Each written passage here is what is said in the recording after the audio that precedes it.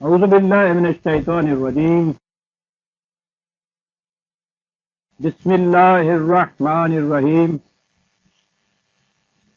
عزیزان من، آج اکتوبر 1971 کی 17 تاریخ ہے اور درس قرآن کریم کا آغاز سورہ الانعام کی 94 آیت سے ہوتا ہے 6/9 سابقہ آیت میں قرآن کریم کے متعلق کہا گیا تھا وَهَذَا كِتَابٌ أَنزَلْنَاهُ مُبَارَكٌ مُصَدِّقُ الَّذِي بَيْنَ يَدَيْهِ۔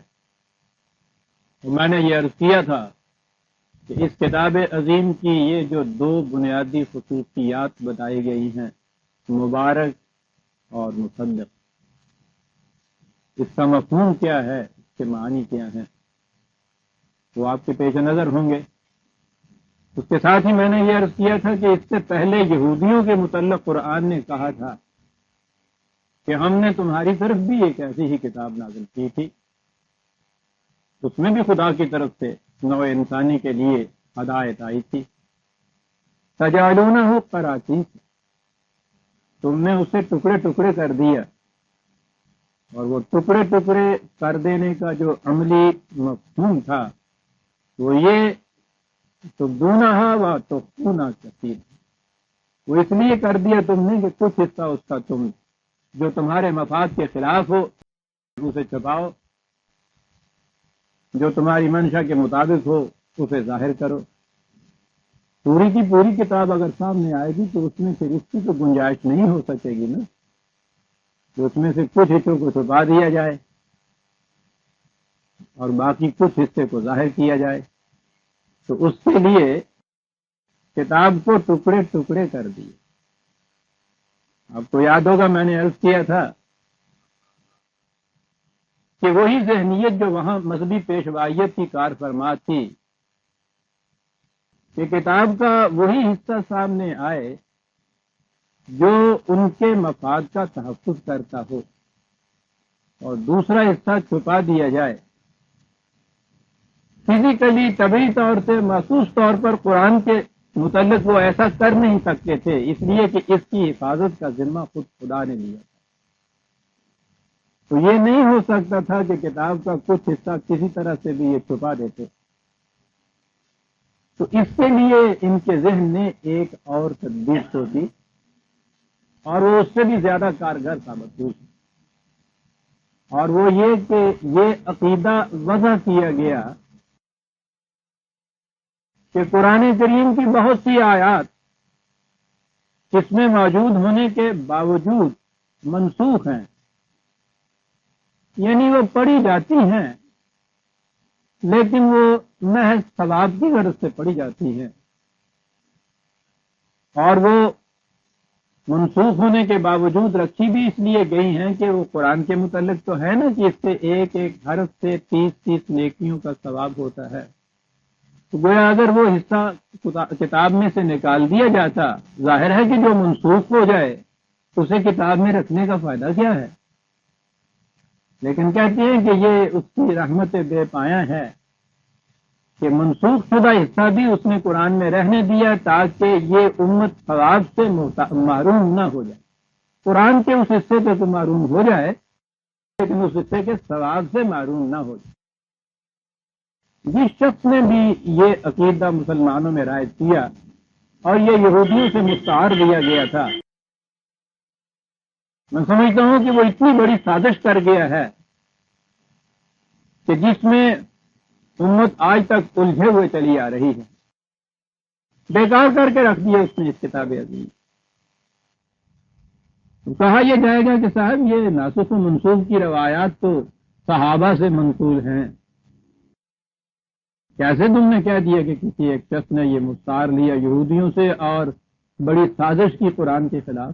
تو سازش تو اسی طرح سے یہ کامیاب ہوئی ہے ہماری کہ جو بھی عقیدہ، جو بھی نظریہ، جو بھی خیال وضع کیا گیا اس کے ساتھ ایک فکرہ ساتھ اس کے عربی زبان کا چسپاں کر دیا، اس میں 5-4 نام درج کیے جن کو راوی کہا جاتا ہے اور کہا یہ کہ فلاں صحابی سے یہ روایت ہے، اور صحابی نہیں بلکہ یہ کہ رسول نبی اکرم صلی اللہ علیہ وسلم نے یہ فرمایا ہے، اس کی کوئی سند ہی نہیں تھی اس کے سوا کہ اس وضع کرنے والے نے اس میں 5-7 نام لکھ دیے تھے، بس ان ناموں کے متعلق بعد میں یہ تحقیق انہوں نے کی۔ تحقیق بھی کیا کر سکتے تھے؟ تو 400-500 سال کے بعد گزرے ہوئے انسانوں کے متعلق تحقیق بھی کیا ہو سکتی ہے؟ بس ان کے متعلق زیادہ سے زیادہ انہوں نے یہ کہا کہ ہاں صاحب یہ ثقہ ہے، یہ غیر معتمد ہیں، ورنہ کرنے کی بات اتنی ہی تھی کہ کوئی ایک فکرہ آپ لیا اور آپ نے کہا کہ فلاں نے اس کو روایت کیا ہے اور اس نے اس سے سنا ہے، اسے اس سے کہا، 5-4 نام اس میں لکھ دیے اور آپ کے یہاں وہ روایت بن گئی۔ نام اگر احتیاط سے درج کیے ہیں لکھنے والے نے تو ثقہ روایت ہے، ان کے معیار کے مطابق بالکل صحیح ہے۔ اس طرح سے یہ عقیدہ کہ قرآن کریم کی آیات منسوخ ہیں، یہ اس سے بھی زیادہ خطرناک چیز ہو گئی جو کوئی یہودیوں نے کیا تھا۔ جیسا میں نے عرض کیا تھا کہ یہودیوں کے ہاں تو پھر بھی ہوا ہے، اور 2-2.5 ہزار سال کے بعد ہی صحیح وہ ڈیڈ سی سے جو سکرولز نکلے ہیں اس زمانے کے، وہ محفوظ کے ہی رکھے ہوئے چلے آ رہے تھے، تو ان میں اس زمانے کی بہت تاریخ کا بہت سا حصہ سامنے آ گیا ہے۔ وہ جو کچھ چھپایا گیا تھا ایسا ہو سکتا ہے کہ حوادث زمانہ سے وہ کسی طرح سے باہر آ جائے تاکہ اسے بالکل تلف ہی نہ کر دیا گیا ہو، لیکن یہ جو چیز ہے کہ قرآن کے اندر وہ ساری آیتیں موجود ہوں، دن رات آپ پڑھتے ہوں، دہراتے ہوں، شبینے آپ کے یہاں ہوتے ہوں، یہ سب موجود ہو، لیکن وہ ہوں وہی جو انہوں نے کیا تھا کہ یہ حصہ جو ہے وہ مخفی، وہ منسوخ ہے۔ ایک تو یہ بڑی سازش تھی جو قرآن کے خلاف ہوئی۔ اب اگلی آیت میں آپ آئیے، 3 گروہوں کا یہاں یا 3 قسم کی ذہنیتوں کا ذکر اس میں آیا ہے۔ جیسا کہ میں نے عرض کیا قرآن کریم پہ عزیزان من اور تدبر کیا جائے تو ایک ایک چیز اس کی ایسی آتی ہے جس سے وجد آ جاتا ہے انسان کو۔ آپ دیکھیے گا ان آیات میں کیا کہہ گیا ہے قرآن کے خلاف جو سازشیں ہو رہی ہیں یا جو کچھ مذہبی پیشوائیت کرتی ہے وہ کن الفاظ میں اور کس انداز میں قرآن کہہ گیا۔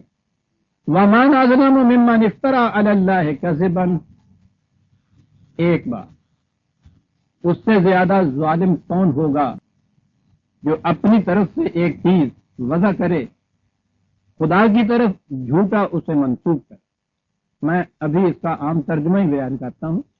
یہ کیٹیگری یا یہ شکیں یا یہ گروہ جو ہیں میں آگے چل کے عرض کروں گا کہ یہ کون سے گروہ ہیں جن کا ذکر قرآن کر کے او قال اوحی الیہ ولم یوحى الیہ شیء، یا وہ یہ کہے کہ مجھے خدا کی طرف سے وحی ہوتی ہے درا حال ہے کہ اس کی طرف وحی ہو نہیں سکتی یا کوئی وحی نہیں ہوئی۔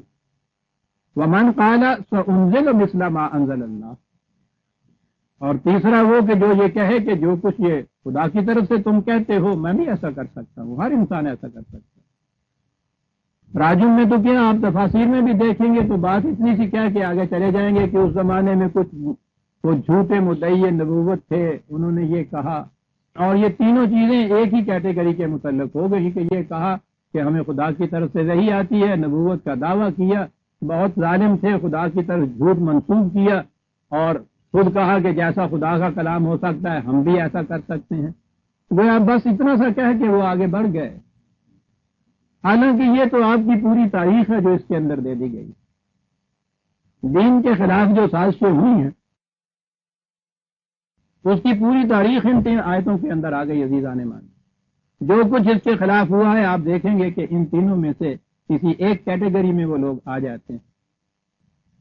پہلی کیٹیگری جو اس میں یہ کہی ہے، انسانوں کے خود ساختہ قوانین اور انہیں خدا کی شریعت بنا کر پیش کرنے والے، یہ ارباب شریعت ہیں۔ دین تو خدا کی کتاب کے اندر،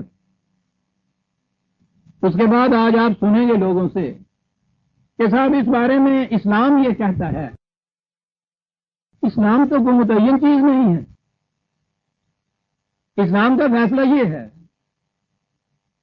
کسی آدمی کا نام نہیں ہے، کسی مخصوص کتاب کا ذکر نہیں ہے، اسلام یہ کہتا ہے۔ شریعت اسلامی میں یہ آیا ہے، شریعت حقہ کا یہ فیصلہ ہے، احکام شریعت کا اتباع کیجیے۔ کچھ بات متعین طور پہ کہیے، متعین طور پہ جب آئیں گے تو گروہ بندانہ چیز آ جائے گی۔ حنفی ہیں تو فقہ حنفی کی کسی کتاب کا حوالہ ہوگا اس میں، شیعہ ہیں تو شیعہ حضرات کی اپنی فقہ ہے، اپنی روایات کی کتابیں ہیں، ان کا حوالہ ہوگا اس میں۔ اور پھر کچھ وہ بھی ہیں جو کہیں گے کہ ہمیں خود اجتہاد کا حق حاصل ہے، اس لیے جو ہم کہتے ہیں وہ شریعت۔ کوئی سی بھی شریعت آپ لیجئے، آپ دیکھیں گے کہ کسی نہ کسی انسان پر جا کے وہ رک جائے گی بات، سند آخر کوئی نہ کوئی انسان اس میں ہوگا، جنہیں روایات کی روح سے وہ نبی اکرم صلی اللہ علیہ وسلم کی طرف بھی منسوب کریں گے۔ یہ تو کسی کو بھی دعویٰ نہیں ہے کہ رسول اللہ صلی اللہ علیہ وسلم کا یقینی طور پہ کوئی ارشاد یا کوئی قول بھی ایسا ہے جس کے متعلق کہا جائے کہ یہ یقینی یا حتمی طور پہ نبی اکرم صلی اللہ علیہ وسلم کا ہے۔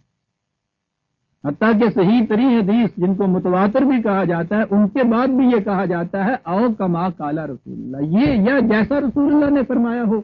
خود ہی یہ چیز کہتے ہیں کہ یقینی طور پہ نہیں کہا جا سکتا کہ حضور نے یقین حتمی طور پہ ایسا ہی فرمایا تھا، انہیں خود اس میں شبہ ہوتا ہے۔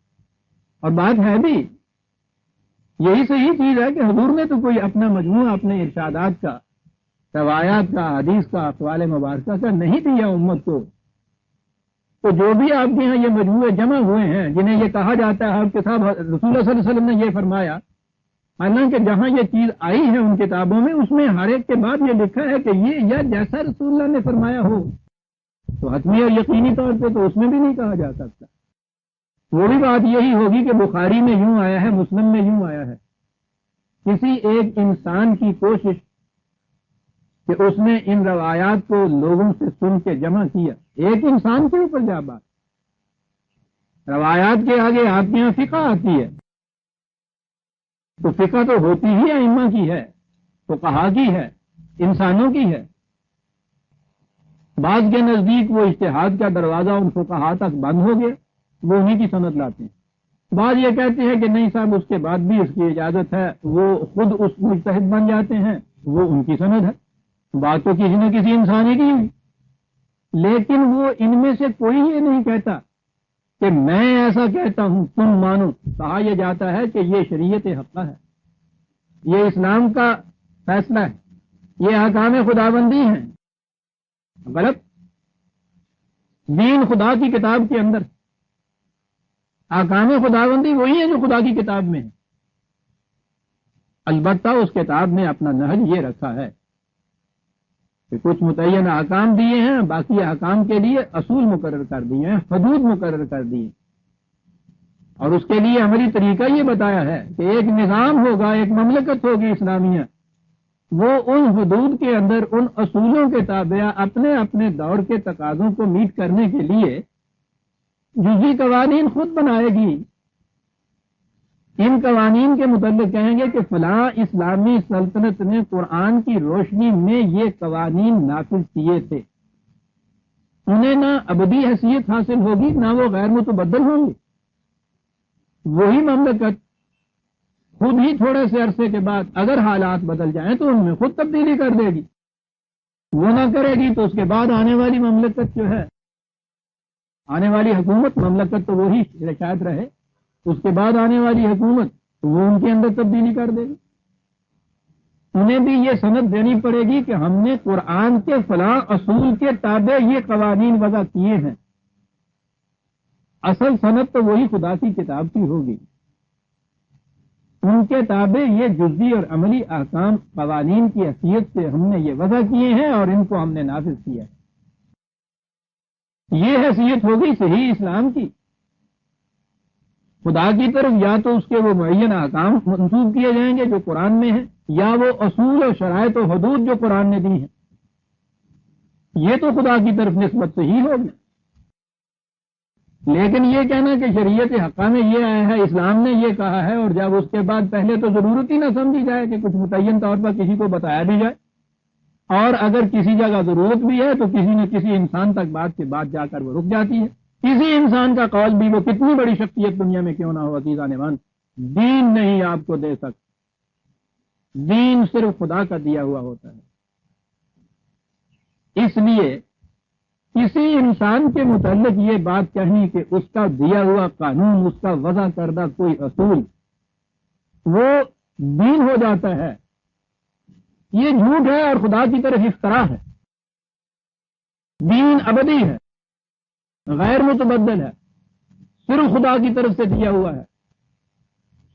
کوئی انسان کسی دوسرے انسان کے لیے دین نہیں دے سکتا۔ یہی تو بنیادی لم ہے اس کے اندر کہ کوئی انسان دوسرے انسان کا معصوم و غلام نہیں ہو سکتا۔ عبودیت جو ہے وہ صرف خدا کی ہے۔ اس لیے جنہیں ہم قوانین شریعت کہتے ہیں، ارباب شریعت کے فیصلے جنہیں ہم کہتے ہیں، ان کے فتاوے جنہیں ہم کہتے ہیں، وہ سارے انسانی اقوال ہوتے ہیں۔ دین ایک نظام کا نام تھا، اول تو اس کے اندر افراد کی کوئی حیثیت ہی نہیں، کسی فرد کو کوئی حق حاصل نہیں ہے کہ اپنے طور پہ وہ اجتہاد کر کے لوگوں سے اسے شریعت کے طور پر منوائے۔ کسی انسان کو اس کا اختیار نہیں۔ ما کان لبشر ان یؤتیہ اللہ الکتاب والحکم والنبوۃ ثم یقول للناس کونوا عبادا لی من دون اللہ، کسی انسان کو اس کا حق حاصل نہیں ہے، ہاں خدا اسے کتاب و نبوت اور رسالت اور حکمت بھی کیوں نہ عطا کر دے کہ وہ لوگوں سے یہ کہے کہ تم میرے احکام کی اطاعت کرو۔ کسی کو اس کا حق حاصل نہیں، جائز نہیں کسی کے لیے۔ لہذا جسے آپ شریعت اسلامی یا قانون خداوندی یا شریعت حقہ کہتے ہیں، آپ کا فرض ہے کہ اس کے لیے سند دیں، یا تو متعین طور پہ قرآن کا کوئی حکم اس کے لیے بتائیں، اور اگر ایسا نہیں تو یہ کہیں کہ قرآن کے اس اصول کی روشنی میں یہ استنباط کیا تھا، اور جو چیزیں استنباط کی ہوں گی، انفرنسز سے ڈرا کی ہوں گی، کسی دور کے اندر کی ہوں گی، ابدی شریعت نہیں بن سکتی۔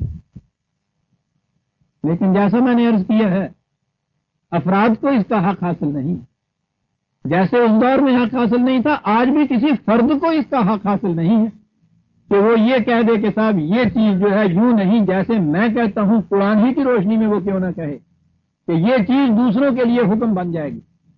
وہ یہ کہہ سکتا ہے کہ یہ چیزیں جو آپ کے ہاں آئی ہیں قرآن کی روح سے غلط ہیں، یہ صحیح اسلام نہیں ہے، وہ یہ کہہ سکتا ہے۔ اس کی جگہ کیا صحیح قانون اسلامی ہے؟ کسی فرد کو اس کا حق حاصل نہیں۔ اور یہ ہے وہ پوزیشن جو میں عرض کر رہا ہوں کہ میں نے 40 سال سے اختیار کی۔ یہ چیزیں میں نے کہیں قرآن کی روشنی میں اپنی بصیرت کے مطابق، جس میں غلطی کا بھی امکان ہو سکتا ہے کہ یہ مروجہ جو کچھ ہمارے ہاں مذہب کے نام پہ، اسلام کے نام پہ ہو رہا ہے، اس میں فلاں فلاں فلاں چیز، عقیدہ، نظریہ، حکم، مسلک، موقف قرآن کے خلاف ہے، یہ میں نے کہا۔ ہر اس شخص کا جو قرآن میں بصیرت حاصل کرے، اللہ اس کو توفیق دے، اس کا فریضہ ہے کہ وہ یہ چیز کہے یہ چیز قرآن کے خلاف ہے۔ لیکن یہ کہ صاحب اس امت کے لیے اب پھر اس کی بجائے کیا ہوگا، یہ میرا کام نہیں ہے، کسی فرد کا کام نہیں ہے، نظام کا کام ہے۔ کرنے کا کام یہ ہے کہ ایک اسلامی نظام، اسلامی مملکت قائم کرو، وہ مملکت قرآن کی روشنی میں یہ قوانین وضع کرے اور انہیں وہ نافذ کرے۔ وہ بھی وقتی ہوں گے، وہ قوانین اس مملکت کے کہلائیں گے جو یہ کہے گی کہ ہم نے کو خدا کی کتاب کی روشنی میں اس کو ان احکام کو مستنبط اور وضع کیا ہے۔ یہ ہے صحیح پوزیشن اسلامی احکام کی، نہ یہ کہ یہاں جس کا جی چاہے اٹھ کے یہ کہہ دیتا ہے کہ صاحب اسلام کا حکم یہ ہے، اسلام نے یہ کہا ہے، اسلام کی روح سے یہ جائز نہیں، اسلام کی روح سے یہ نہیں ہے۔ من اظلم ممن افترى علی اللہ کذبا، جھوٹ ہے یہ، افتراء ہے یہ خدا کی طرف کہ انسانوں کے خواہ وہ انفرادی ہوں یا مملکت کے خواہ وہ اجتماعی ہو، ان کے مستنبط کردہ، وضع کردہ، ان کے اجتہاد کی روح سے جو قوانین یا احکام کسی وقت نافذ ہوں، ان کو خدا کے احکام کہنا جھوٹ ہے، افتراء ہے خدا کے خلاف۔ خدا کی بات صرف اس کی کتاب کے اندر ہے۔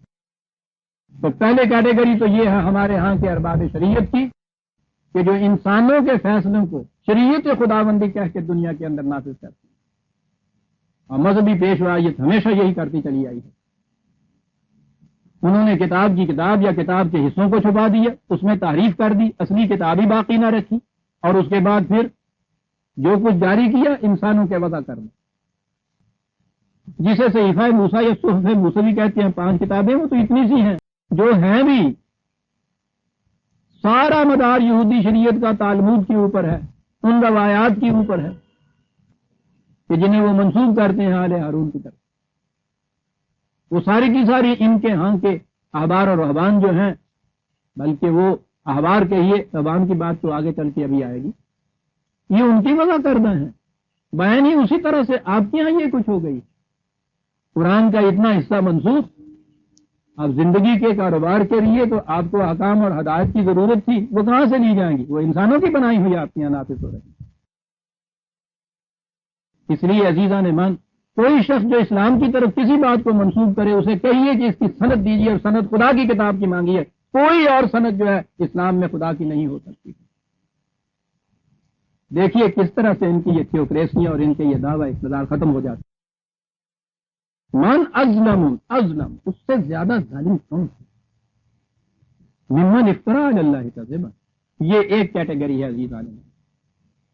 اگلی کیٹیگری بڑی غور طلب چیزیں ہیں جو قرآن کہہ گیا ہے. دیکھیے گا کیا کیا چیزیں سامنے آتی ہیں. آنے والے دور کی تصویریں دھندلی سی نہیں، کتنی نمایاں واضح طور پہ وہ کھینچ آتا ہے. خدا کی کتاب ہے، علیم ہے، خبیر ہے. او قال اوحی الی ولم یوحی الیہ. اس سے زیادہ ظالم کون ہے کہ جو یہ کہے کہ مجھ پر خدا کی طرف سے وحی ہوتی ہے، حالانکہ وحی اب ہو نہیں سکتی، وحی نہیں ہوتی. پہلی چیز تو یہی لیجیے کہ ہر ایک کا یہ دعویٰ کرنا ہی غلط. اور پھر ختم نبوت کے بعد تو جب یہ ہو کہ ہو ہی نہیں سکتی. اور ایک باریک سا فرق ہوتا ہے عربی زبان میں لا اور لم میں. لام عام طور پر وہاں آتا ہے جہاں کوئی چیز ہو سکتی نہ ہو، عام طور پہ میں نے عرض کیا ہے. لیکن قطع نظر اس گرامر کی بات سے، جب ختم نبوت آپ مانتے ہیں تو وہی تو پھر اس کے بعد ہو سکتی نہیں نا. اب ان کے ہاں یہ ہے کہ صاحب وہ وحی کا دعویٰ کرنے والے جو ہیں وہ ہیں دعویٰ نبوت کرنے والے. میں نے عرض کیا ہے کہ جو سازشیں ہمارے خلاف ہوئی ہیں اس میں بڑی احتیاط یہ برتی گئی. وحی کیا ہوتی ہے؟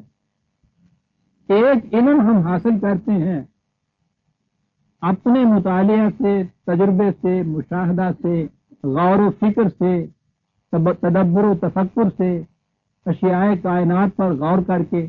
وہ سارا علم جو ہے، پہلی چیز تو یہ کہ ہمارے اپنے جو حواس ہیں، سینس پرسیپشن جسے آپ کہتے ہیں، اس کی روح سے معلومات حاصل ہوتی ہیں. ان معلومات کی بنا پہ ہم کچھ فیصلے کرتے ہیں اپنے دل سے. اس کی یہ حیثیت ہوتی. انسان جتنا بھی علم حاصل کرتا ہے، یا تو وہ دوسروں کا حاصل کردہ علم ہے جو اس کی طرف منتقل ہو کے آتا ہے، جسے آپ تاریخ کہتے ہیں یا کتابوں کا مطالعہ کہتے ہیں، دوسروں کے افکار جو ہیں ان کو سنتے ہیں، یا خود اسی طرح سے آپ علم حاصل کرتے ہیں خود تجربے سے، مشاہدے سے، ان چیزوں سے. اس میں بہرحال آپ کے حواس، سینسز کام دیتی ہیں، آپ کا مائنڈ، آپ کا دل، جس مائنڈ ہی کہیے اس کو، وہ جو پھر جو معلومات اس کے سامنے جاتی ہیں ان سے جو فیصلہ کرتا ہے. یہاں بیٹھے ہوئے ہمارے باہر سے ایک آواز آتی ہے، وہ زور سے جو بریک لگا کرتی ہے. ہم نے موٹر کو دیکھا نہیں ہے، کان سے ایک آواز سنی، دل نے یہ فیصلہ کیا کہ کوئی موٹر ہے جس کی یا ٹکر لگی ہے یا ایکسیڈنٹ ہوا ہے، بڑے زور سے بریک اس نے باندھی، ایک فیصلے پہ پہنچی. اس کے بعد ایک چیخ کی آواز آئی. ہم نے دیکھا نہیں ہے، آواز سنی ہے صرف. ہم نے یہ فیصلہ کیا کہ کوئی انسان ہے جس کی ٹکر ہوئی، اس سے حادثہ ہو گیا، اس کے ساتھ ایکسیڈنٹ ہوا اس کے ساتھ. اسے کہتے ہیں مائنڈ انسان کا ان معلومات سے جو ان ذریعوں سے اس کے پاس آتی ہیں کسی نتیجے پہ پہنچتا ہے. اور اگر وہ آواز اس طرح سے پہچانی ہوئی ہو کہ آپ کے کسی عزیز یا دوست کی ہو، تو اب دیکھیے آگے آپ کا دل کیا آپ کا فیصلہ کرتا ہے. یہ طریقہ ہے انسان کا علم حاصل کرنے. اس کے علاوہ ایک اور طریقہ بتایا گیا کہ جس میں نہ انسان کے حواس کام کرتے ہیں، نہ اس کی فکر کام کرتی ہے، نہ اس کے اپنے خیالات کام کرتے ہیں. وہ خدا کی طرف سے براہ راست ایک علم اس سے ملتا ہے. اس میں اس شخص کا کوئی دخل نہیں ہو، اس کے کسب و ہنر کا، اس کی محنت کا، اس کی فکر کا کوئی تعلق نہیں ہوتا. یہ جو اس طرح سے براہ راست خدا کی طرف سے علم ملتا اسے وحی کہا جاتا. یہ وحی مخصوص تھی ان حضرات تک جنہیں انبیاء کرام کہا جاتا. جسے بھی اس انداز سے یہ علم ملتا تھا اسے نبی کہتے. یہ ہر انسان کو نہیں مل سکتا تھا، ہر انسان حاصل کر نہیں سکتا تھا. وہ نبی بھی اپنی کوشش سے حاصل نہیں کر سکتا تھا. اسے کہتے ہیں وہمی طور پر خدا کی طرف سے یہ علم یوں ملتا تھا، اسے وحی کہا جاتا ہے. تو آپ نے دونوں میں دیکھ لیا نا فرق یہ ہے. وہ انسان کے کسب و ہنر کا، اس میں انسان کی سینسز، حواس، اپنا مائنڈ، فکر کی قوتیں کام کرتی ہیں. اس میں یہ نہیں ہوتا، براہ راست خدا کی طرف سے اس کے اوپر القاء ہو جاتا، اسے یہ مل جاتا ہے. یہ علم اسے وحی کہا جاتا ہے. وحی کے متعلق طے ہو گیا کہ نبی اکرم صلی اللہ علیہ وسلم کی ذات مبارک پر یہ ختم ہو گیا. یعنی یہ سلسلہ خدا نے اس کے بعد خود ختم کر دیا کہ اب ہم اس طرح سے علم نہیں کسی کو دیں گے. بات ختم ہو گئی. اس کے بعد یہ چیز کہ صاحب کوئی یہ کہے مجھ پہ وحی آتی ہے، لفظ یہ کہے، اسے تو آپ نے کہا کہ ختم نبوت کے منافی اور مدعی نبوت، قرآن کی روح سے یہ مرتد، کافر، سب کچھ ٹھیک ہے. لیکن جیسا کہ میں نے عرض کیا ہے، یہ جو سازشیں ہوئی ہیں اس میں بڑی احتیاط برتی گئی. انہوں نے کیا کیا؟ وحی کا لفظ استعمال نہیں کیا. کہا صاحب الہام ہوتا ہے، بذریعہ کشف یہ چیز خدا کی طرف سے مجھے ملی ہے. بیان ہی وہ چیز جو وحی کی ہے. صاحب علم کی کیٹیگری کی دو تھی، یا وہ فکر انسانی سے حاصل شدہ ہے یا وہ خدا کی طرف سے براہ راست مل رہا ہے. الہام اور کشف کے متعلق یہ ہے کہ یہ انسان کی اپنی سینسز کا، اپنی آواز کا، اپنے مائنڈ کا پیدا کردہ نہیں ہے. اس میں اس کے فکر کی کوئی کا تعلق نہیں ہے، یہ اس کا پیدا کردہ نہیں ہے. خدا کی طرف سے یہ علم ملتا ہے. میں پوچھتا یہ ہوں کہ اسے وحی نہیں کہا جائے گا تو اور کیا ہوگا؟ یہ تیسری تو کیٹیگری کوئی نہیں ہے علم کی کہ نہیں صاحب یہ وحی نہیں، الہام ہے. چلیے، یعنی لفظ ایک بدل دیا اور وہ ساری خصوصیات جو تھی وحی کی ان کو اپنا لیا. وحی کہنے والا مرتد، کافر، سارا اسلام سے خارج. الہام کہنے والا مقرب بارگاہ الہی، اللہ اکبر، ان کی پرستش ہوتی ہے. ارادت اور عقیدت ان کے ساتھ وابستہ کی جاتی ہے. تعظیم و تکریم کو تو پوچھے ہی نہیں کہ کیا معیاروں میں ان کے مدارج ہوتے ہیں. جیتے جی تو ایک طرف رہا، مرنے کے بعد ان کے ساتھ جو منسوب ہو جاتے ہیں پتھر، ان کی پرستش ہوتی ہے. وہی کا مدعی نہیں تھا صاحب، الہام ہوتا تھا حضرت صاحب. کشف کے ذریعے سے یہ چیز ہوتی ہے. ذرا سا فرق تو بتا دیجئے دونوں کے اندر. تو یہ فرق تو ہے نا، وہی ہوتی ہے، الہام ہوتا ہے. ٹھیک ہے جی، فرق ہو گیا. اور کیجیے، آپ کو کہاں لے گا یہ؟ میں عرض کر رہا ہوں یہ بالکل دعویٰ نبوت، نام صرف بدلا ہے. میں نہیں کہہ رہا عزیزان من، ان لوگوں کے خود یہ دعوے. اسے تصوف کہتے ہیں. ان حضرات کو صوفیاء کرام، اولیاء اعظام، مشائخ کرام. یہ تاریخ تو شاید میں کسی اور وقت بیان کروں، جب پھر بار بار وہی میرا حسین خواب سامنے آتا ہے کہ میری وہ کالج کی دستگاہ ہوگی تو وہاں یہ چیزیں آئیں گی. اس وقت میں یہ عرض کر دوں کہ یہ بات تو بہت پہلے سے شروع ہو گئی تھی، لیکن اس کو ایک منظم فلسفے کی حیثیت جو دی وہ شیخ اکبر محی الدین ابن عربی، جن کا نام تصوف کی بارگاہ میں بہت بلند مقام ہے، وہیں سے یہ سندیں لاتے ہیں ساری. فتوحات مکیہ ان کی تو کتاب بہت مشکل سی ہے، مجذوبانہ انداز کی. خصوص الحکم وغیرہ ان کی کتابیں ہیں. آپ سنیے کہ وہ کیا کہتے ہیں اس الہام کے متعلق یا اس کشف کے متعلق. خصوص الحکم وہ عربی زبان میں تو ذرا مشکل ہو جائے گی، اس کا ترجمہ اتفاق سے شائع ہوا تھا حیدرآباد دکن میں. یہ میری اپنی کتاب جو ہے سلیم کے نام خطوط کی غالباً 3ری جلد، اس میں میں نے تصوف کی تاریخ بھی دی ہے اور ان حضرات کی یہ باتیں بھی دی ہیں. یہ خصوص الحکم کا اقتباس ہے، شیخ اکبر کی تصنیف. ایک فکرہ تو وہ پہلے یہ لکھتے ہیں، یہ سمجھیے کہ عنوان ہے، جس مقام سے نبی لیتے تھے اسی مقام سے انسان کامل صاحب الزمان غوث قطب لیتے ہیں. غور فرمائیے آپ. اب اس عنوان کے تابع دیکھیے کہ اس کی توضیح اور تشریح کیا ہوتی ہے. کہتے ہیں کہ ارباب شریعت تو وہ ہیں جو قرآن و حدیث سے حکم دیتے ہیں.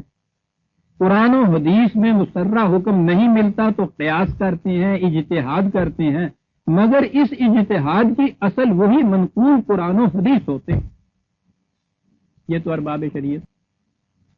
اس کے برعکس ہم میں ایسے لوگ بھی ہیں جو اس چیز کو اپنے کشف و الہام کے ذریعے خود اللہ تعالی سے لیتے ہیں. تو بابا وہی اور کس کو کہتے ہیں؟ ان چیزوں سے قرآن اور حدیث سے نہیں لیتے، خود اللہ تعالی سے لیتے ہیں. لہذا خود اس حکم شریعت میں خلیفت اللہ ہوتے ہیں. اور اگلا فکرہ ہے، پس ایک طور پر مادہ کشف و الہام اور مادہ وحی رسول ایک ہے. صاحب کشف اللہ تعالی سے لینے کے طریقے سے واقف ہونے کی وجہ سے، پھر سنیے، صاحب کشف اللہ تعالیٰ سے لینے کے طریقے سے واقف ہونے کی وجہ سے خاتم النبیین کے موافق. یہ سارے رحمت اللہ علیہ تو بہت نزدیک کی بات ہے، پوچھو ہی نہیں کہ یہ کیا. یہ سارے ان مقامات کے اوپر فائز اور وہی نبوت کا دعویٰ کرنے والا مرتد دائرہ اسلام سے خارج، پھانسی پہ لٹکا دینے کے قابل، اس کی سزا موت ہے. تو عزیزان مان، آپ سوچتے ہیں کہ ہوا کیا ہے آپ کے ساتھ؟ اور پھر اگلے الفاظ بھی اس فکر سے سن لیجیے. واقف ہونے کی وجہ سے خاتم النبیین کے موافق، ان کا اللہ تعالیٰ سے لینا عین رسول اللہ کا لینا ہے. غور فرمایا. یہی وجہ ہے کہ رسول اللہ کا انتقال ہو گیا اور آپ نے منصوص اور معین طور پر کسی کو خلیفہ نہ بنایا، کیونکہ آپ کو معلوم تھا کہ ان کی امت میں ایسے لوگ ہوں گے جو خلافت کو اللہ تعالیٰ سے لیں گے. یہ طریقہ جو میں پوچھتا یہ عزیزان نے مان کہ کیا یہ جو قرآن نے کہا تھا کہ اس سے زیادہ ظالم کون ہے؟ اور قال اوحی الی ولم یوحی الیہ، الہام کا تو لفظ قرآن میں نہیں آیا، نہ کشف کا آیا. اس طرح سے وحی کا ہی لفظ آیا ہے. دو ہی اس نے طریقے بتائے تھے، یا انسانوں کا علم حاصل کرنا انسانی ذریعے سے، یا خدا سے براہ راست علم ملنا جسے وحی کہا جاتا ہے. اب جیسے وہ کتاب کے حصوں کو چھپایا نہیں، یہودیوں کی طرح منسوخ کر دیا اور خوش ہوئے کہ ہم نے نہ تعریف کی ہے، نہ ہم نے کتمان حقیقت کیا ہے، نہ خدا کی کتاب کو چھپایا ہے، اور کر گئے اتنی بڑی سازش. اسی طرح سے یہ چیز کہ ختم نبوت کے قائل بھی ہیں، وہی خدا کی طرف سے بند ہے، کوئی دعویٰ نہیں کر سکتا، دعویٰ کرے تو اسے دار و رسم تک کھینچ دیجیے، اور اس کا نام صرف الہام اور کشف رکھ کے سارے کا سارا وہی کچھ. میں نے تو آپ کے الفاظ آپ کے سامنے پیش کر دی. کچھ فرق ہے ان دونوں کے اندر. صاحب ان کی ضرورت ملازمہ فرماؤ. وہ کہتے ہیں کہ بالکل وہی ہے جو رسول اللہ کا مقام ہے، وہیں سے وہ لیتے تھے، خاتم النبیین کے موافق ہیں وہ. اور یہ حضرات جو ہیں آپ کے نزدیک، یعنی وہ ارباب شریعت سے ان کا مقام کہیں اونچا ہے. مدعی تو وہ یہ ہے کہ ہم نے مغز دین لیا، منز قرآن مغزرہ برداشت. یہ مغز دین کے مدعی. اور آپ دیکھیں گے کہ مسلمانوں کے ذہن میں بھی جو ان کا مقام ہے وہ ارباب شریعت کا بھی نہیں. یہ دوسری کیٹیگری ہے. آپ دونوں آگے ابھی عزیزان مان، ارباب شریعت جو انسانوں کے وضع کردہ قوانین کو خدا کی شریعت کہہ کے دنیا کے اندر پیش اور نافذ کریں.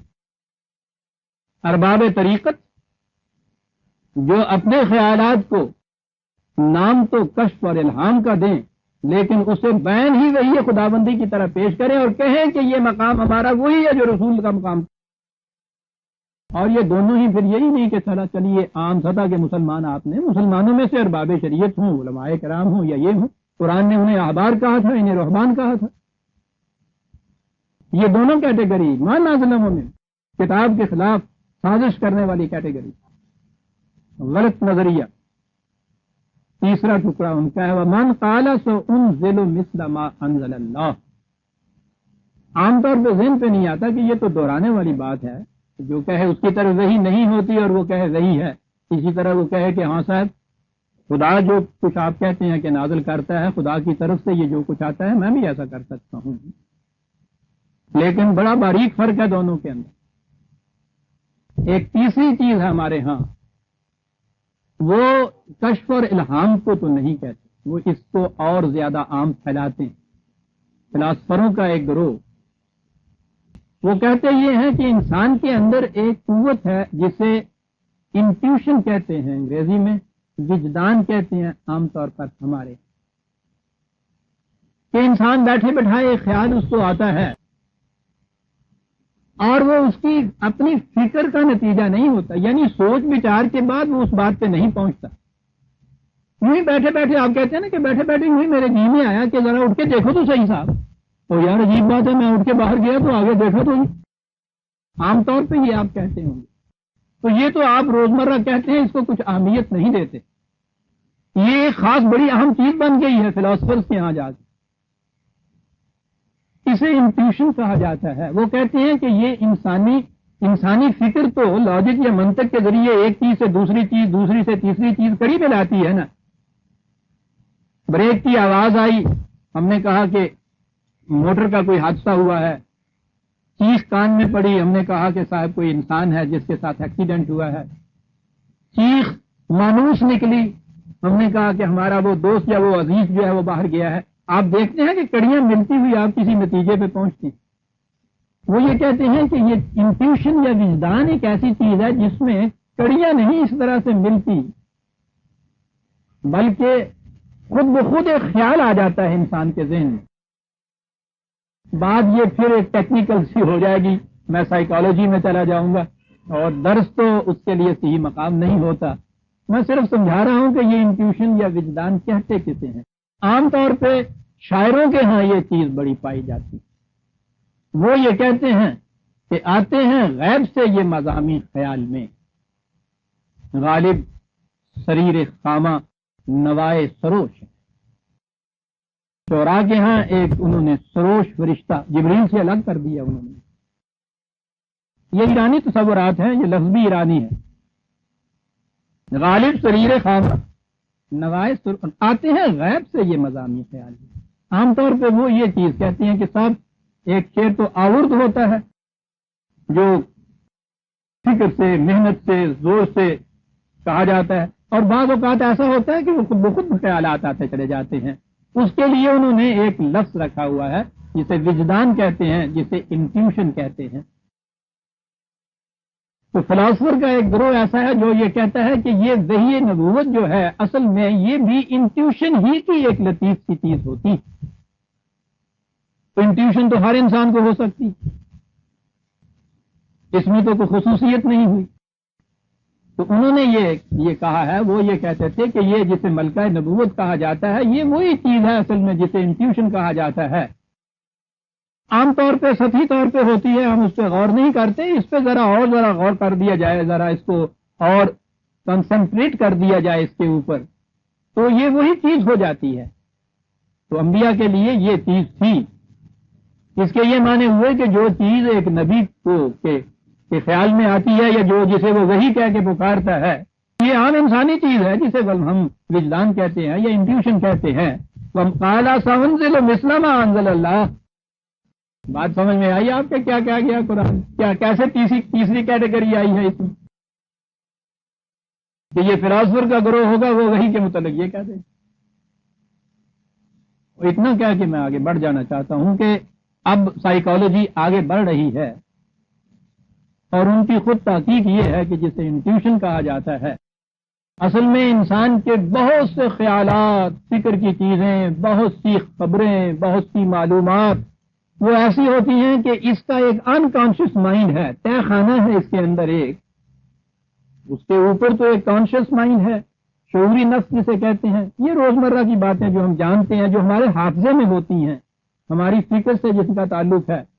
لیکن وہ کہتے ہیں کہ بے شمار انسان کی باتیں، خیالات، فکر، تصورات، آرزوئیں، تمنائیں اس قسم کی ہوتی ہیں کہ وہ انسان کے کانشیس مائنڈ میں نہیں رہتی، وہ نیچے تہ خانے میں چلی جاتی ہیں، جسے ان کانشیس مائنڈ کہا جاتا ہے، اور یہ فکری طور پہ ان کو بھولا ہوا ہوتا ہے، یاد نہیں اس کو ہوتی، وہ وہاں جمع ہوتی رہتی ہیں، اور جب یہ کسی چیز پہ کنسنٹریٹ کرتا ہے کسی معاملے میں، تو وہ کانشیس مائنڈ سے نیچے اتر کر اپنے تہ خانے کے اندر جا پہنچتا ہے، یوں کہیے انکانشیس مائنڈ کے اندر، اور وہاں یہ جو چیزیں ہوتی ہیں جو اس کے ذہن میں بھی نہیں ہوتا کہ ایسی کوئی بات تھی، وہ ابھر کے آگے آ جاتی ہیں، اور انہیں انٹیوشن یا وجدان کہا جاتا ہے۔ وہ چیز جو ان کے ہاں ایک مشہور ہے، گاؤس ایک بہت بڑا ریاضی داں تھا، میتھمیٹیشین تھا، تو اس کا وہ ایک قول ہے، وہ عام طور پہ کہا کرتا، بہت بڑا کوئی مشکل سوال آتا تھا تو وہ یہ کہا کرتا تھا کہ I know the answer but do not know how to arrive by it. اس سوال کا جواب تو مجھے پتا ہے، لیکن یہ نہیں معلوم کہ وہ جواب میں وہ کس طرح اس جواب تک پہنچا جائے، وہ جو طریقہ اور قاعدہ ہے نا وہ نہیں معلوم، جواب میرے معلوم ہے، وہ کیا ہے چیز، طریقے اور قاعدے ہوتی، بلکہ انسانی فکر کا وہ نچوڑ تت چلیا ہے جس کہتے وہ اس کے انکانشیس مائنڈ کے اندر جا کے جمع ہو جاتا ہے، وہاں کنسنٹریٹ ہوتا ہے، مرتکز ہوتا ہے، بھولا ہوا ہوتا ہے، اور پھر کسی وقت میں جب یہ بہت زور سے گہرائی سے کسی چیز کے اوپر سوچتا ہے تو وہ اندر سے ابھر ہے۔ یہ اس دور کے سائیکالوجسٹ جو ہیں ان کی تحقیق ہے۔ ملکہ نبوت یہ بھی نہیں ہوتا عزیزان میں، وہ ایک ایسا شخص ہوتا ہے جو ایسے ماحول میں جنم لیتا ہے کہ جن کے خیالات، نظریات، معتقدات بالکل اور ہوتی ہیں، انہیں میں وہ تعلیم پاتا ہے، اگر وہ تعلیم یافتہ ہے، انہیں میں وہ تربیت حاصل کرتا ہے، وہی اس کے اسلاف ہوتے ہیں، وہی اس کا ماحول ہوتا ہے، یہی اس کے خیالات اس زمانے میں ہو سکتے ہیں، خیالات انسان کے تو اس سے ماورا ہوتے نہیں، لیکن وہ ایک دن اٹھ کر وہ ایسی باتیں کہنے لگ جاتا ہے جو اس کے اپنے ماحول سے، اپنے گرد و نواح سے، اس سے تو الگ رہی اپنے زمانے سے مختلف ہوتی، وہ اس کی فکری پیداوار نہیں ہوتی، وہ انٹیوشن بھی نہیں ہوتی۔ اسے کہتا ہے خدا کہ ہم براہ راست اس شخص کو یہ علم دیتے ہیں جس میں اس کی اپنی فکر کا، جذبات کا، کسی چیز کا دخل نہیں ہوتا، ما ينطق عن الهوى، اپنے خیالات سے وہ بات ہی نہیں کرتا، الا ان وحی، یہ وہی ہوتی ہے، اور یہ وہی جو تھی جب خدا کی طرف سے آتی تھی تو صرف انبیاء تک مخصوص ہوتی تھی، اور جب اللہ کے پروگرام نے کہا کہ اس کو ختم کیا جائے تو نبی اکرم صلی اللہ علیہ وسلم کی ذات مبارک کا یہ ختم ہو گئی۔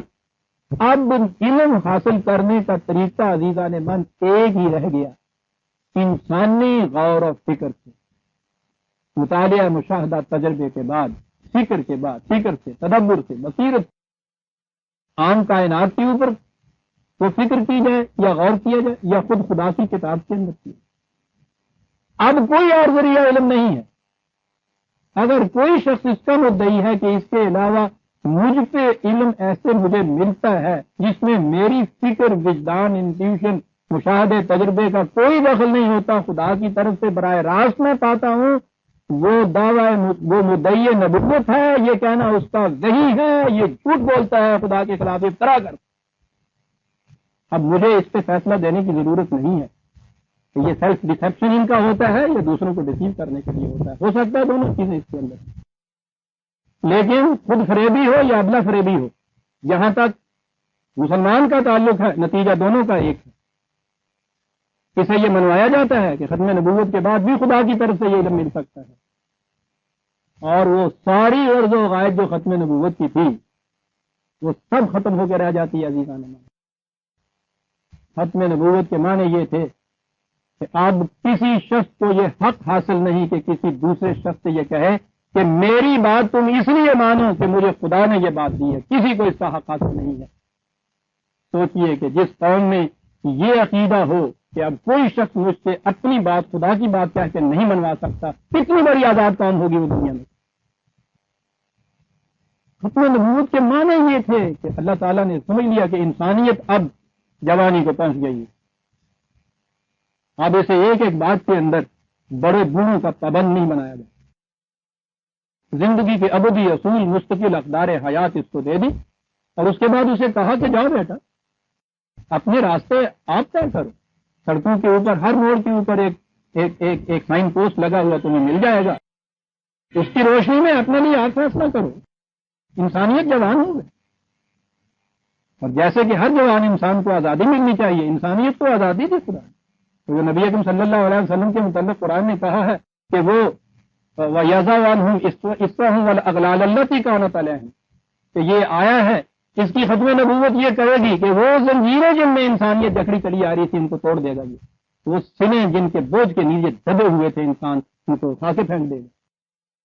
اس میں نبوت نے ان اغلال کو توڑا ہے، ان سنوں کو اس کے سر کے اوپر چہرایا ہے. اس کو آزادی، صحیح آزادی کی فضا میں سانس لینے کے موقع دیا انسان کو. کسی انسان کو یہ حق حاصل نہیں ہے کہ اب اس سے اپنی بات خدا کی بات کہہ کے منوائے، وہ ارباب شریعت ہوں یا صحاب طریقت ہوں. کسے بات خدا کی بات اگر وہ کہتا ہے تو اس کو سند دینی چاہیے، پڑھے گی خدا کی کتاب کی، اور جو اس میں سے سند نہیں ملتی تو وہ خدا کی نہیں ہوگی، تو اس انسان کی اپنی ہوگی یا کسی اور انسان کی ہوگی. اور میں اس کا پابند نہیں ہوں کہ کسی دوسرے انسان کی بات کو خدا کی بات مانوں. مجھے آزادی حاصل ہے، حق حاصل ہے کہ اسے مانوں یا اس سے انکار کروں. حکومت کے قوانین کی تو کیفیت اور ہوتی ہے نا، اسے تو تمدنی قوانین کی یوں سے ماننا ہوتا ہے. لیکن کسی انسان کی یہ بات کہ جو میں کہتا ہوں یہ میرا کہا نہیں، یہ خدا کی بات ہے، خدا کی بات سمجھ کے تم مانو، میری آزادی کو وہ سلب کرتا ہے، اسے کوئی حق حاصل نہیں ہے. ختم نبوت کے معنی یہ ہے کہ میں یہ تصور بھی نہیں اب کر سکتا کہ یہ شخص خدا کی بات کہے گا، کہہ سکتا نہیں ہے. یقین یہ ہے، عقیدہ یہ ہے کہ ختم ہو گئی خدا کی بات جو تھی. تمت کلمۃ ربک صدقا وعدلا، کمل ہو گئی خدا کی بات صدق و عدل کے ساتھ. لا تبدیل کلمات، اس میں کوئی تبدیلی نہیں ہو سکتی. اور جو ختم ہو گئی بات اب کس کو حق حاصل ہے یہ کہے کہ میری بات خدا کی بات سمجھ کے مانو. عزیزان من، دیکھا آپ نے یہ ایک آیت کے 3 ٹکڑوں میں قرآن کریم اس پوری سازش کو یا وحی کے خلاف جو تصورات ابھر سکتے تھے اس انداز سے قرآن بات کر گیا ہے. پھر دوہرا دوں، من اظلم ممن افتری علی اللہ کذبا، اپنے بنائے ہوئے قوانین کو خدا کے قانون کہہ کے نافذ کرنے والا، اس سے زیادہ ظالم کون ہوگا. ظلم کی میں نے آپ کو بتایا تھا نا عربی زبان میں معنی اس کو، جس شے کو جس مقام پہ ہونا چاہیے اسے وہاں نہ رکھنا. انسان کی بات انسان کی بات مانو، سیدھی سی بات. جب بھی اسے آپ نے خدا کی بات کہہ دیا ظلم ہو گیا. پہلی کیٹیگری. اور قال اوحی علی ولم یوحی الی شیء، یا یہ کہے کہ خدا کی طرف سے مجھے براہ راست علم حاصل ہوتا ہے. یہ معنی کرو نا، وحی کا لفظ کیوں کہتے؟ درا حال ہے کہ اب خدا کی طرف سے کسی کو اس طرح براہ راست علم حاصل نہیں ہو سکتا. کتنا بڑا ظالم ہے. یا وہ یا یہ کہے کہ صاحب ملکہ نبوت بھی انٹیوشن ہی ہوا کرتا تھا، اور انٹیوشن تو بہرحال انسان کو ہوتی ہے. فرق اس کے اندر کیا ڈگریز کا ہے، کوانٹیٹیو فرق ہے، صرف کوالٹی کا فرق نہیں ہے. وہ ذرا زیادہ لطیف شکل میں ہو سکتی ہے اور ایسی لطیف شکل اور بھی ہو سکتی. کہا یہ ہیں وہ زندگی میں یہ لوگ کبھی تو اپنے فریب خوردہ نفس کی وجہ سے یہ چیز کریں گے، اور کبھی اسی نفس کو جسے آج ایگو کہتے ہیں، اپنی انانیت جو ہے اس کی سیٹسفیکشن کے لیے، اس کی تسکین کے لیے یہ چیز کہیں گے. عجیب بات آگے آتی. قرآن کریم نے جو نفس کہا ہے، جسے اب ترجمہ اس کا ایک لفظ میں نہیں ہو سکتا، پرسنالٹی اسے ترجمہ کیا جاتا ہے، سیلف ترجمہ کیا جاتا ہے، آئی ایم نیس بھی اس کو کہتے ہیں. اب اس دور میں اس کو سائیکے کہا جاتا ہے. کچھ بھی ہے، یہ شے جو ہے اندر انسان کے، یہ اس کی کار فرمائیاں ہیں. میں نے جیسا عرض کیا ہے کہ کہیں سیلف ڈسپشن ہوتی ہے اور کہیں ارادے اور نیت سے دوسروں کو فریب دینا ہوتا ہے. یہ دونوں چیزیں اس نفس کی کار فرمائیاں ہوتی ہیں. ولیم جیمز نے ایک کتاب لکھی ہے، وہ ہمارے ہاں کا دور کا سائیکالوجی میں امام مانا جاتا ہے. ابتدا اس نے کی ہے ورائٹیز آف ریلیجس ایکسپیرئنس، مذہبی واردات کے اقسام. تو یہ جتنے مدعی ہیں نا اس چیزوں کے، جسے آپ روحانیت وغیرہ کہتے ہیں، اس نے یہ چیز کہا ہے کہ یہ سارے سائیکولوجیکل کیسز ہوتے ہیں، اور اس نے پھر اصناف، اس کی قسمیں گنائی ہیں۔ یہ لوگ تو پوچھو نہیں، پھر تب تحقیق کرتے ہیں تو کتنی محنت کرتے ہیں، وہ سائیکالوجسٹ ہے، لیکن وہ تحقیق کر رہا ہے لوگوں کی روحانی واردات کے جو دعوے ہیں کہ ان کی حقیقت کیا ہے، ایک سائیکالوجسٹ کے پوائنٹ آف ویو۔ بڑی محنت کی ہے اس شخص۔ اس میں آپ دیکھیں گے کہ یہ جو بڑی بڑی کرامات بتائی جاتی ہیں اور حضرت صاحب کے شعبے ہوتے ہیں اور روحانیت کے مدارج ہوتے ہیں اور یہ سب کچھ ہے، ایک سائیکالوجسٹ کے پوائنٹ آف ویو سے اس نے کس طرح سے یہ نفس انسانی کی کارفرمائیاں بتائی ہیں۔ میں کہہ یہ رہا تھا کہ بات ساری نفس کی تھی۔ یہ چیز آج ہمارے 20ویں صدی کے اندر یہ چیز سامنے آئی کہ یہ ہے۔ دیکھیے کہ 1400 سال پہلے یہ چیزیں تینوں کہہ کے قرآن کہتا کیا ہے؟ وَلَوْ تَرَىٰ إِذَا الظَّالِمُونَ، یہ ظالم کہا تھا نا کہ یہ ظالم سارے، وَلَوْ تَرَىٰ إِذَا الظَّالِمُونَ فِي غَمَرَاتِ الْمَوْتِ وَالْمَلَائِكَةُ بَاسِطُو أَيْدِيهِمْ، ٹھیک ہے، زندگی بھر تو یہ سارا کچھ یہ کرتے رہیں گے۔ کہتا ہے کاش کہ تیری آنکھیں دیکھ سکتی کہ موت کے وقت، قرآن کے سمجھانے کا طریقہ ہوتا ہے جہاں یہ کہتا ہے کہ فرشتے آ کے پھر یہ کہتے، فرشتے آ کے پھر ہاتھ پھیلائیں گے کاہے کے لیے؟ یہ ہے بات، اخرجوا انفسکم، نکالو وہ سائیک اپنے، نکالو وہ انانیت والی بات، نکالو وہ ایگو اپنے کہ جن کی وجہ سے یہ سب کچھ کرتے تھے، لا باہر نکالو۔ کیا مانے؟ آؤ اب تمہیں مشاہدہ کرائیں کہ وہ تمہارا نفس کیا کرتا تھا۔ حدیث نمان جسے یہ قیامت یا حشر کے اندر اعمال نامے، انسان کے مقافات عمل کی روح سے انسان کے اعمال و کردار کے سارے نتائج سامنے آنے والے، اس میں قرآن کا یہ انداز بیان کہ انسان خود اپنے آپ سے جھگڑتا ہوا آئے گا۔ کہا جائے گا اس سے کہ تیرا اعمال نامہ لپٹا ہوا تیری گردن میں لٹکا ہوا تھا، اب اسے کھول، خود پڑھ، آپ حساب کر، کوئی دوسرا نہیں، تو خود اپنے خلاف شہادت دے۔ پھر وہی بات میری آ جائے گی کہ یہ بات نصاب کی ہے، درس کی نہیں۔ تو اپنے خلاف خود، یہ کون ہے تو جو اپنے خلاف ہے؟ تو اپنا اعمال نامہ آپ پڑھ۔ یہ کون آپ ہے جو اپنا اعمال نامہ پڑھ رہا ہے؟ یہاں تو یوں دو نظر آتے ہیں نا، کیا چیز ہے یہ ساری چیز؟ عزیزان من، وہی جو انسان کا conscious mind and unconscious mind ہے، یہ اس کی کنفلکٹ اور کشمکش کا بیان ہو رہا ہے۔ غیر شعوری نفس کے اندر جتنی چیزیں ہیں وہ ساری ابھر کے سامنے آ جائے گی، اور شعوری طور پہ ان کو اب وہ دیکھ لے گا، خود گواہ ہوگا ان کے اوپر، خود شہادتیں دے گا اس کے خلاف۔ یہ اعمال نامہ ہے جو دبا ہوا ہے اس کے تحت شعور کے اندر، وہ اس کے ابھر کے سامنے آ رہا ہے۔ نفس شعوری جو ہے اس کو یہ معلوم ہو رہا ہے کہ ہاں میں نے یہ بھی کیا، مجھ سے یہ بھی ہوا تھا۔ اور جب یہ چیزیں عزیزان من، جن کو یہاں اس نے دانستہ نہ صحیح نفس غیر شعوری نے بلائے ہوئے ہے، اس کے ذہن سے آنے نہیں دیتا وہ سامنے کہ اس جرم کا احساس جو ہے معلوم نہیں کہ اس میں کیا کیفیت پیدا کرے گا، وہ فریب کرتا ہے نفس غیر شعوری اس کے شعور کے ساتھ کہ ان چیزوں کو سامنے نہیں آنے دیتا۔ قرآن کہتا ہے کہ پردے اٹھ جائیں گے، حقیقتیں سامنے آ جائیں گی۔ یہ ہے معاملہ۔ میں عرض کروں گا عزیزان من، قرآن سمجھنا ہو تو سائیکالوجی بڑی ضروری ہو گئی ہے۔ یہ باسی انسان کے نفس سے کرتا ہے، یہ سب کچھ اس سے ہوتا ہے۔ وہ کیوں نہیں اس کو اس طرف آنے دیتا کہ یہی اگر اعتراف جرم کر لے ہلکا ہو جاتا ہے سادہ، اس ریگریٹ کے 2 آنسو دھو دیتے ہیں، جیسا میں کہوں گا۔ اس میں پھر اصلاح خیش کی صلاحیتیں بیدار ہو جاتی، لیکن اس سے وہ جو لفظ ہے پندار نفس کی شکست ہوتی ہے۔ جو انا ہے نا، اس انا ربکم الاعلی، دیکھا انا کتنے بہت سے قرآن کہتا ہے، فرعون کا انا، وہ انا جو ہے اس کا، اس کو شکست اس سے ہوتی۔ وہ نہیں چاہتا کہ یہ اس طرح سے اپنی نظروں میں ہی آپ ذلیل ہو جائے۔ کرتا کیا ہے؟ اس کو چھپائے رکھتا ہے تحت شعور کے، باہر نہیں آنے دیتا، سامنے نہیں آنے دیتا۔ اور یہ بڑا مزے سے پھرتا ہے، لیکن مزے سے نہیں پھرتا۔ سائیکالوجسٹ ہمیں یہ بتاتے ہیں کہ ایک کنٹراڈکشن جو ہے اندر اس کے کنفلکٹ وہ جاری رہتی ہے، وہ پھانس ہوتی ہے اس کے اندر۔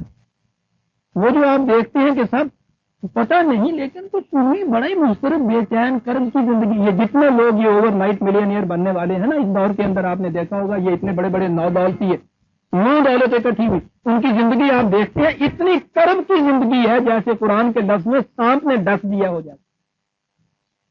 کبھی ان کے قریب جا کے دیکھیے گا، ایک سانس سکون کا نہیں آ رہا، باہر کا ڈر نہیں ہوتا، اس کا تو انہوں نے انتظام کر رکھا ہوتا ہے بہت تک، گرفتاری کا ڈر نہیں ہوتا، پکڑے جانے کا ڈر وہ نہیں ہوتا۔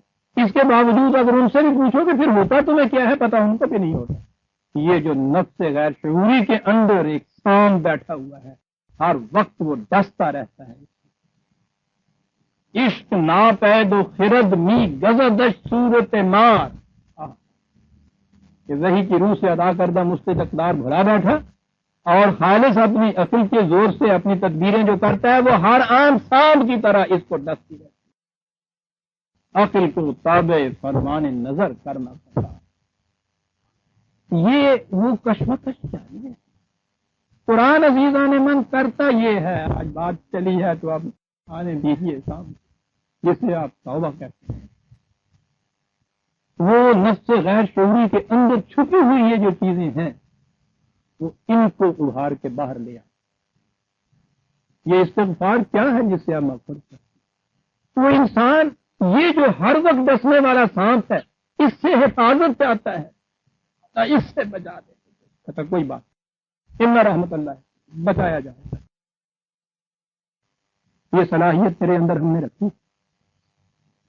انسان اپنے اس نفس کی چیزیں جن کو اس کے خود فریبی نے بلا کے اس تہخانے میں چھپا رکھا ہے ان کو لے آئے گا، ڈرے نہیں، اعتراف کر لے اپنے آپ سے، یہ ڈر، لیکن اعتراف کسی دوسرے سے سامنے کیا جاتا ہے، اسے کہتے ہیں کہ خدا کے سامنے وہ اپنے نفس شعوریت کا سامنے ایک اعتراف کرنا ہے۔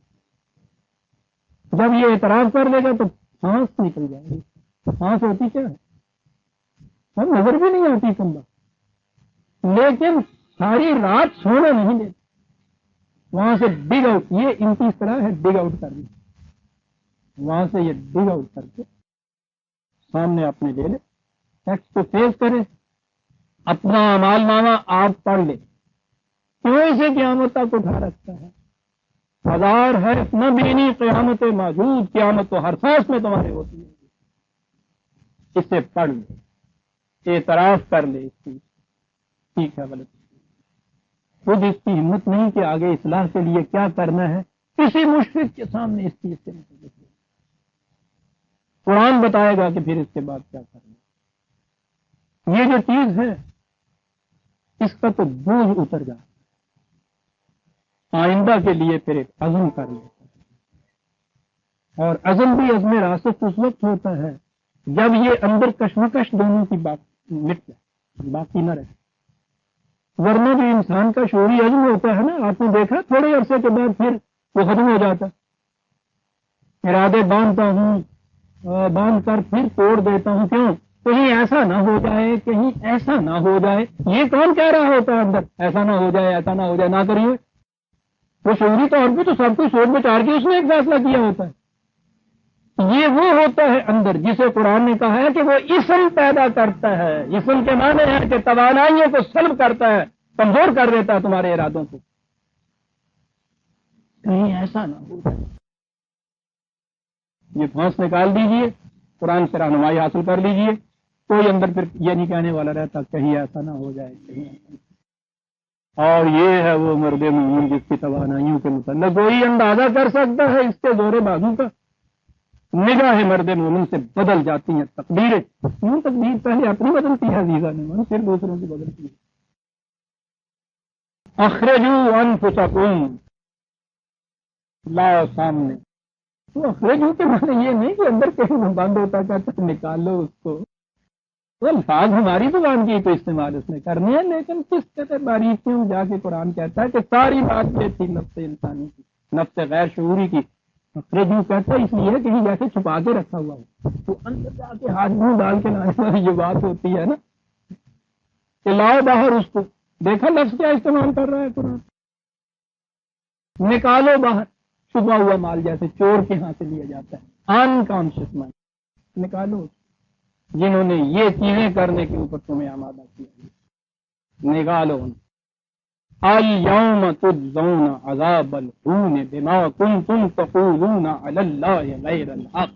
ہاں ٹھیک ہے، اپنی نگاہوں میں ذلت تو اس سے ہوگی. دیکھا عذاب الہون کیوں کہا اس نے؟ ذلت آمیز، اپنے جرم کے اعتراف سے اپنی نگاہوں کے اندر آپ انسان اس وقت ذلیل محسوس ہے. آج آپ ہمیشہ بڑے ہیں اندر تو سارے ترے جتنے عزیزان من چھپ جاتے ہیں. تجزون عذاب الہون بما کنتم تقولون علی اللہ غیر الحق. خدا کے متعلق جو بات کہو الحق کہو نا. وہ الحق تو خدا کی کتاب کے اندر، اس سے باہر اس کے خلاف جو چیز بھی تم کہو گے اور اسے خدا کی طرف منسوب کرو گے وہ غیر الحق، خدا کے خلاف اس طرح ہو جائے گا. یہ جو کچھ بھی تم کہا کرتے تھے، آؤ باہر نکالو. کیا تھے وہ جذبات جس کے ماتحت یہ کچھ؟ یہ ہے انسان کی اپنی نگاہوں میں آپ وہ ذلت. اور قبل اس کے برادران عزیز، وہ بھری محفل کے اندر جسے محشر کہا جاتا ہے، وہاں یہ ذلت نصیب ہو. تنہائیوں میں اپنے ہاتھ دے کیوں نہ ذلت نصیب کر دے، تو اور صرف تیرا خدا دیکھی. مقام ہی یہ ہے. یہاں جب پہنچے احساس ہوا تو پوچھا آدم سے کہ کیا کیا تم نے؟ ربنا ظلمنا انفسنا. کس قدر جھکی ہوئی، کس قدر اپنے متعلق اعتراف ہے، کس قدر خود انسان اپنے اندر محسوس کر رہا ہے کہ میں نے زیادتی کی اپنے. یہی بات ابلیس سے پوچھی اس نے، کیوں ہمارے حکم کی نافرمانی کی؟ اس نے کہا میں کون ہوں نافرمانی کرنے والا صاحب؟ میں بندہ مجبور، تو صاحب اختیار، جو کچھ تو چاہتا ہے وہ ہوتا ہے، میرے چاہنے سے کیا ہوتا ہے؟ تو مجرم ہے. اس نے کہا کہ ہمیشہ کے لیے اصلاح کے دروازے بند کر لیے تو نے اپنے. اصلاح کا دروازہ اس کا کھلنا تھا جس نے کہنا تھا کہ ظلمنا انفسنا. جو ذمہ داری ہی لیتا نہیں ہے اپنے جرم کی، وہ اصلاح کیسے کر سکتا ہے؟ یہ ہے آدم و ابلیس کا قصہ. ایک ایک سانس میں ہمارے ساتھ یہ بیتتی ہے. جرم سرزد ہوتا ہے، عقل ہیلا جو پھر اس کے لیے تراشتی ہے یہ چیزیں کہ میری وجہ سے نہیں ہے. دیکھو وہ یہ نہ کرتا تو میں یہ ایسے کرنے کو تیار تھی، میں کچھ نہیں کروں. اور پھر اس دور میں جو آپ کے یہاں ایک نیا فلسفہ آیا ہے کمیونزم کا، اس نے جو تباہی مچائی، جو جرم کسی فرد سے ہوتا ہے یہ سارا کچھ وہ بیان کرنے کے بعد کہ یہ ایسا ہے ایسا ہے ایسا ہے، آخری فکرہ اس میں یہ ہوتا ہے کہ نہیں صاحب یہ دیکھیے فرد کا اس میں جرم نہیں ہے، معاشرے کا یہ پیدا کردہ فرد ہے. چل ساری ذمہ داریاں بھول گئی. یہ جو اتنی ڈھلائی سے جرم ہو رہے ہیں اور کسی کے ذرا سا بھی اشک ندامت نہیں آتا کسی کی آنکھ میں، یہ کیوں ہو رہا ہے؟ تب کہا یہ گیا ہے کہ افراد اس کے لیے ذمہ دار نہیں ہوتے. معاشرہ غلط ہے صاحب، غلط معاشرے میں پیدا ہی اس قسم کے یہ لوگ ہوتے ہیں اور پھر معاشرے کی مجبوریوں سے یہ کچھ کرنا پڑتا ہے. سارے سر فرد ذمہ داری نہیں رہے. اور یہ اتنا سٹل طریقے سے یہ زہر پھیلائے چلا جا رہے ہیں یہ آج کل، حیرت ہو جاتی ہے. 2-3 منٹ ہم بات سناتا ہوں. ٹی وی پہ آپ نے ایک نیا شروع ہوا ہے سیریز، وہ ایک سیریز چلی آ رہی تھی رات کی آنکھیں. اس میں انہوں نے بتایا یہ تھا کہ یہ اسمگلر کیا کرتے ہیں، زندگی ان کی کیا ہے، کس طرح سے ایک غریب آدمی اس لائن میں آتا ہے اور پھر اس کے بعد پھر وہ کیا کچھ کرتا ہے. بہرحال بڑے لمبے چوڑے قصے تھے. ساری سیریز نہایت عمدہ چلی آ رہی تھی کہ ان کی زندگی کتنے کرب کی زندگی، بے چینی کی زندگی، ساتھ ہی اس کے یہ کہ ایک جرم کو چھپانے کے لیے کس طرح سے 10 جرم اور کرنے پڑتے ہیں. پھر یہ ایک فرد نہیں رہتا، ایک پورا گروہ بن جاتا ہے جو اس کے اندر پھنسا ہوا تھا جال کے. جال ایسا ہے اس میں سے نکل نہیں سکتا وہ شخص. یہ ساری چیزیں اس میں دی ہوئی تھی، نہایت عمدگی سے چلی آ رہی تھی. میں بھی مطمئن تھا کہ یہ چیز تو بڑا عمدہ چلی آ رہی ہے. اس میں کہیں کہیں یہ وہ جھلک تھوڑی سی سرخی کی نظر آتی تھی اس میں، لیکن نمایاں نہیں تھی کہ بات یہ کیا کہنا چاہیے. آخری تھی، آخری اس کا ٹکڑا. اور اس کے بعد انجام بھی یہ کہ وہ کسٹم والوں نے چھاپا مارا اور اس میں یہ سمگلر اور اس کے ساتھی جو تھے گولی کا نشانہ بنے اور یہ وہاں ہلاک ہوئے. تو انجام بھی ٹھیک تھا. میرا مطلب یہ ہے کہ یہ بچوں کو، آنے والی نسلوں کو تاثر دینے کے لیے کہ منڈے کم نان کا جب کر مندہ ہو، کہ ان چیزوں کا انجام یہ ہوتا ہے. زندگی کرب سے گزرتی ہے، انجام ہلاکت ہوتا ہے. بڑا ٹھیک. تو میں حیران تھا کہ یہ کیا بھول گیا ہے یہ دینے والا. یہ تو آخری بات ہو گئی، لیکن وہ بھولا نہیں. آخری بات وہ مر رہا ہے، بلکہ وہ مر ہی چکا. اس کا دوست بڑا ایک ہمدرد، اس کا ایک کردار بتایا ہوا تھا، ایک فلاسفر کا، شراب کے نشے میں رہتا لیکن ہے وہ بڑا فلاسفر قسم کا، بات صاف کرنے والا. وہ اس کے سرہانے آتا ہے اور اس سے آ کے کہتا یہ ہے کہ تیری آدھی آنکھیں کھلی ہوئی، وہ اس لیے ہے کہ اس کے بعد جو شخص تمہاری لاش کو دیکھے گا تمہاری آنکھوں میں اپنا عکس نظر آئے گا. چلیے ایک بات ہے، شاعری ہے. اس کے بعد کہا کہ اب سوال یہ پیدا ہوگا اس کے ذہن میں کہ تو ایسا نہیں تھا، وہ ابتدا میں ایسا نہیں تھا. یہ کریکٹر گھر بار والا، شریف آدمی، غریب آدمی، تو ایسا نہیں تھا، تو ایسا کیوں بن گیا؟ اور اس کا جواب اس کو مل جائے گا کہ اس میں تیرا قصور کوئی نہیں ہے، معاشرے نے جیسا چاہا تمہیں بنا دیا. اور ختم ہوا ڈرامہ. چل پتہ نہیں 3 مہینے تک یہ رہا، یہ کچھ ہوا. ایک فکر عزیزان من، یہ ٹیکنیک ہوتی ہے، یاد رکھیے. بڑی خوبصورت چیز آتی ہے، سطح بھی نگاہیں پہچان نہیں سکتی. ایک ذرا سا اس کے اندر یہ دیا ہوا ہوتا ہے، نگاہوں کا زاویہ الٹ کے رکھ دیتا ہے. صاحب 3 مہینے یہ جو کچھ دیکھتے رہے بچے کہ یہ کیا ہوتا ہے، یہ کیا کرتا ہے، یہ کیا ہو رہا ہے. اور روز ان کے ذہن میں یہ تھا کہ صاحب یہ کس قدر ظلم، کس قدر جرم. ایک فکرے میں وہ نگاہ کا زاویہ ان کا بدل دیا. اس کا جرم نہیں، معاشرہ ہی کچھ بنا. ٹھیک. وَلَقَدْ جِئْتُمُونَا فُرَادًا، قرآن کہتا ہے معاشرے کو جرم دیتے ہو، فرد کی حیثیت سے سامنے آؤ گے. وقت ہو گیا عزیزان من، یہ بات اگلے درس سے اٹھا رہے ہیں. کہاں لایا ہے قرآن اس چیز کو؟ وَلَقَدْ جِئْتُمُونَا فُرَادًا. کیوں فریب دیتے ہو اپنے آپ؟ انفرادیت تو تمہاری ہے، یہ ہے جس سے تم انسان کہنا. لیکن یہ میں نے عرض کیا کہ اگلی دفعہ سورہ الانعام کی آیت، ایک ہی آیت آ جائی، 94 آیت. خدا کرے کہ جو بات اس میں قرآن کہنا چاہتا تھا وہ میں کہہ چکا ہوں. 95 آیت سے ہم آئندہ لیں گے. ربنا تقبل منا انک انت السمیع العلیم.